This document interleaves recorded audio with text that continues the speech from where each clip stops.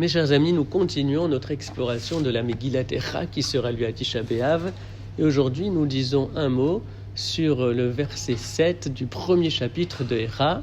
Ce premier verset où il est dit « Zacha Yerushalayim yeme onia umrudea kol machamudeha asher hayu mimekedem » Donc je traduis le sens littéral. « Zacha Yerushalayim yeme onia umrudea » Yerushalayim s'est souvenu au jour de sa misère et de sa détresse.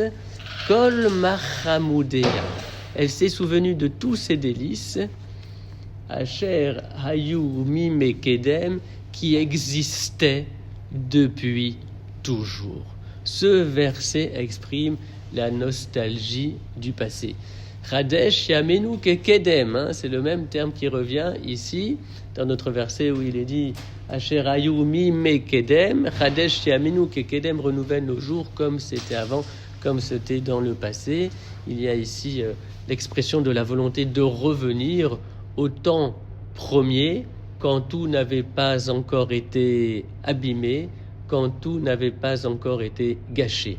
En fait, il y a un regard sur l'histoire qui doit être porté, et il semble qu'il faut arrêter de croire que les temps dits modernes sont forcément meilleurs que les anciens.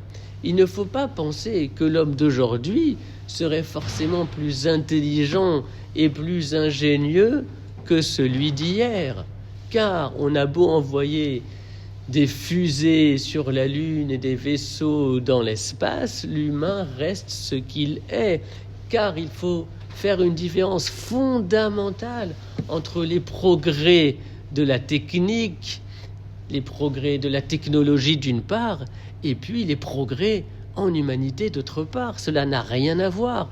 Les progrès de la technique sont extrêmement rapides, impressionnants, incroyables, mais cela n'a rien à voir avec le comportement humain des êtres qui habitent cette terre. Et donc il faut vraiment faire une différence entre les progrès de la technologie et les progrès en humanité.